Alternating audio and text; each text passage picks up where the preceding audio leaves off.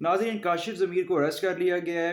Pizza Ali के show के अंदर आया था। इसके अंदर आने के बाद कुछ पैसों मुबाहिसा हुआ था। उसके अंदर सोने का पैसा मुबाहिसा हुआ था और इसके बारे में डिटेल से बात करेंगे।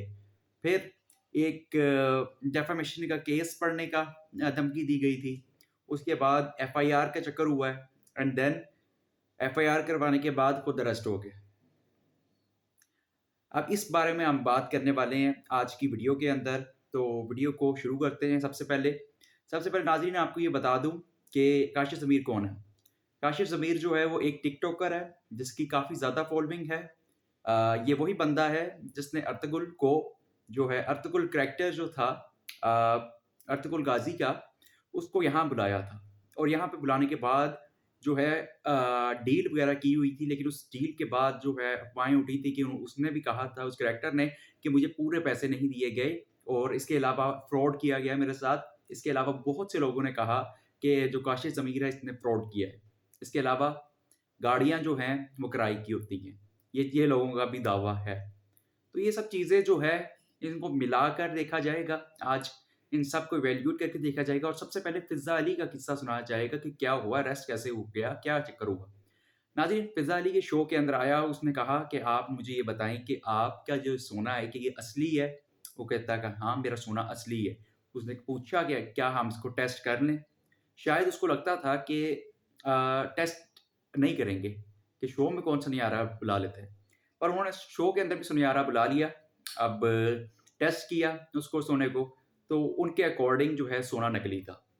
देन इन्होंने कहा कि भई अगर सोना नकली होगा तो मैं 10 लाख दूँगा।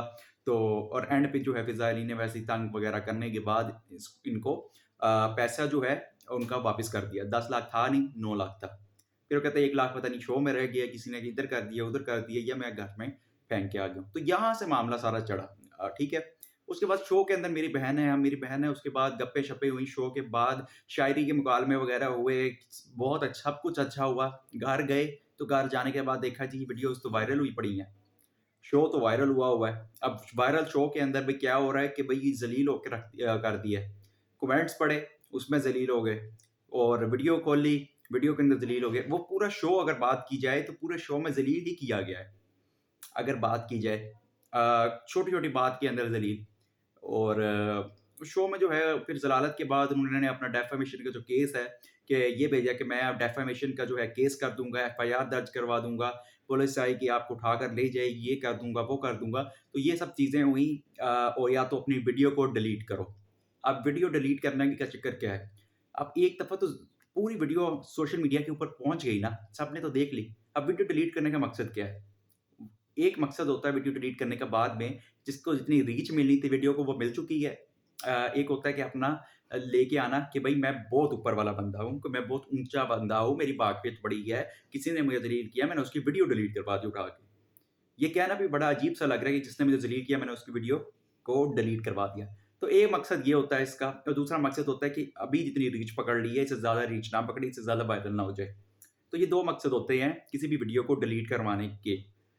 तो अब जो है उसका क्या हुआ, फ़िज़्ज़ा अली ने रिस्पॉन्स दिया कि फ़िज़्ज़ा अली कहती कि भई ये जो वीडियो है, ये वीडियो डिलीट नहीं होनी और हालाँकि आपने जो 10 लाख जो है एक किस्म का हारा था, वो आप ले गए। अच्छा, जो ये जो है ना, अगर इसको अकॉर्डिंग देखा जाए कि ये जो 10 लाख है, मैं आपको दे दूँगा, ये हो जाएगा, वो हो जाएगा, ये किसके ज़िम्मे में आता है? ये किसी गेम के कॉन्टेक्स्ट के अंदर नहीं आता। ये किसमें आता है? ये आता है उसके अंदर शर्त के ज़िम्मे में। और अगर ये पैसा फ़िज़्ज़ा अली को मिल जाता और फ़िज़्ज़ा अली वापिस ना करती ये पैसा, तो वो आगे उसके ऊपर केस हो सकता था। और ये जो शर्त वाला केस है, उसके अलावा शो भी पूरा बंद हो सकता था। सिर्फ़ फ़िज़ा अली पे केस नहीं होता, केस तो आप किसी भी वक़्त हो सकता है, मगर वो थोड़े एविडेंस के साथ में हो जाता केस। इसके अलावा शो बंद हो जाता कि ये जो है यंग जनरेशन्स को आप सिखा क्या रहे हो? कि यहाँ पे शर्तें लगाना सिखा रहे हो अपने शो के अंदर?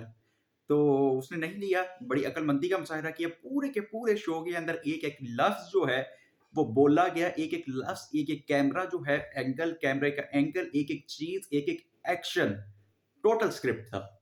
और ऐसी स्क्रिप्ट तैयार की थी जिसने, मैं कहता हूँ उसने कोई गलती नहीं छोड़ी। कहते हैं ना, बड़े-बड़े लोग भी स्क्रिप्ट तैयार करते हैं तो कोई ना कोई गलती छोड़ जाते हैं। अब उस पूरे जो, और शो भी छोटा नहीं था, ये 5 मिनट में खत्म हो गया, तो शो भी अच्छा खासा बड़ा था। तो कोई गलती तो छोड़ी नहीं। अब केस तो किसी तरह का बनता नहीं। अब कान इधर से पकड़ो, ये कान उधर से पकड़ो, जो होना था वो तो हो गया।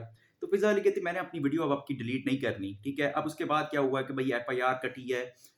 एफआईआर क कट जो है बातें हो रही थी कि एफआईआर कटी है, एफआईआर कटने के बाद जी काशिफ़ ज़मीर को खुद ही पुलिस ने उठा लिया है, उसको उठाने के बाद रिमांड का तज़किरा कर दिया है। उसके बाद क्या हुआ है कि भई अब उसको जेल में जा रहा है वो। तो ऐसा नाज़रीन ये एक स्पेकुलेशन है, इतना जल्दी कुछ भी ऐसा नहीं होता।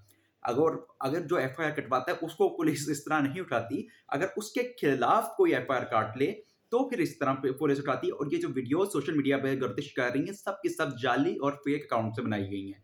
लेकिन अगर ये एक्शन ज़्यादा होता है आगे, तो ज़ाहिर-सी बात है अगला बंदा भी चुप नहीं रहेगा।